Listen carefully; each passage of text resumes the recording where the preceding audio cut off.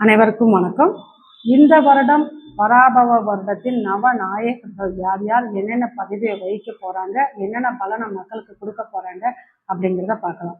இந்த வருடம் ராஜாவாக குரு பகவான் வராரு அப்படிங்கிறப்ப மக்களிடையே நல்ல ஒரு பொருளாதார அமைப்பு நல்லாவே இருக்கும். பணப்புழக்கங்கள் அதிகம் இருக்கும். அதே போல மக்கள் ஆன்மீக வழியில ஈடுபாடு இருக்கும். ஆச்சார அனுஷ்டானங்களை கடைபிடிக்கக்கூடியவங்களா இருப்பாங்க. நல்ல சகல சாஸ்திர சம்பிரதாயங்களையும் கடைபிடிக்கக்கூடியவங்களா இருப்பாங்க. ஆலய வழிபாடு, பக்தி வழிபாடுலாம் மேலோங்கி இருக்கும். பொருளாதாரம் சிறப்பாக இருக்கும். வங்கி துறை நல்லா சிறப்பாக இருக்கும். அதே போல் மக்களிடையே பணப்புழக்கம் அதிகரிக்கும். காலத்துக்கு ஏற்ற மழை பெய்யும் அப்படிங்கிறதா. அடுத்து பார்த்தீங்கன்னா மந்திரியா செவ்வாய் வர்றதுனால ஒரு சில இடங்கள்ல தீயினால் பயிர்கள் நாசமாகும். அதே போல சில இடங்கள்ல சொற்ப மழை பெய்யும். அதனால பயிர்கள் நாசமாகும். நாட்டில் பல இடங்கள்ல வீண் சண்டைகள், சச்சரவுகள், இதெல்லாம் வழக்குகள் இதெல்லாமே ஏற்படும். அடுத்து பார்த்தீங்கன்னா சேனாதிபதி சந்திரனா வர்றதுனால பெண்கள் ஆதிக்கம் அதிகமாக இருக்கும்.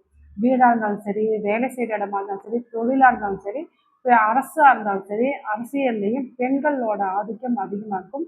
பெண்கள் சொற்படி கேட்டு நடக்கிறப்ப கண்டிப்பாக நல்ல பலனே கிடைக்கும் அப்படிங்கிறது தான்.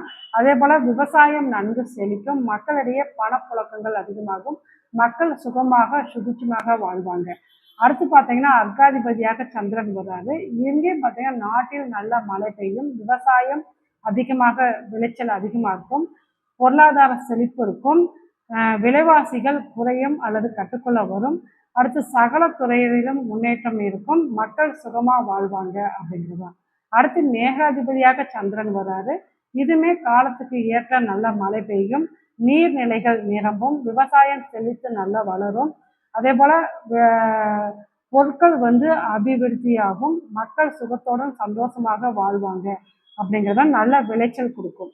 அடுத்து சசியாதிபதியாக குரு பகவானே வர்றதுனால நெல், கோதுமை, கடலை போன்ற பயிர்களோட விளைச்சல் அதிகமாகும். மஞ்சள் உற்பத்தி, மஞ்சள் நிற பொருட்கள் உற்பத்தி அதிகமாகும். மஞ்சள் விளைச்சல் அதிகமாகும். அதே போல காலத்துக்கு தேவையான மழை பெய்யும் அப்படிங்கிறது தான். அடுத்து ரசாதிபதியாக சனி பகவான் வராது அப்படிங்கிறப்ப கருப்பு சுவையுள்ள பொருட்கள், கருப்பு நிறமுள்ள பொருட்களோட விளைச்சல் அதிகமாகும். பொருட்களோட விருத்தி அதிகமாகும். அதே போல நாசம் விளைவிக்கக்கூடிய திரவ பொருட்களோட உற்பத்தியும் அதிகமாகும். அதனால கொஞ்சம் கவனம் தேவை அப்படிங்கிறது. அடுத்து நிராசிபதியாக குரு பகவானே வராது. அப்ப கனக புஷ்ப ராகத்தோட அதிக பயன்பாட்டுக்கு வரும். மக்கள் அதிகமாக பயன்பாடு பண்ணுவாங்க.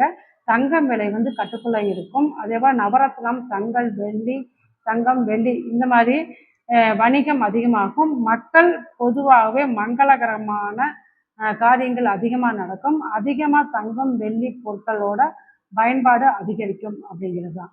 அடுத்து தானியாதிபதியாக புதனே வர்றாரு அப்படிங்கிறப்ப ஒரு சில இடங்கள்ல புயலாலும் மழை சேதத்தாலும் தானியங்கள் கொஞ்சம் சேதமடையக்கூடிய வாய்ப்பு ஏற்படும். அதே போல ஆட்சியாளர்களுக்கு கொஞ்சம் பிரச்சனைகளும் அதிகமாகும். பொதுமக்களுக்கும் ஆட்சியாளர்களுக்கும் இடையே கொஞ்சம் பிரச்சனைகள் அதிகரிக்கும். அடுத்து பார்த்தீங்கன்னா பசுநாயகர் கோபால் காலத்துக்கு நல்ல மழை பெய்யும். விருத்தி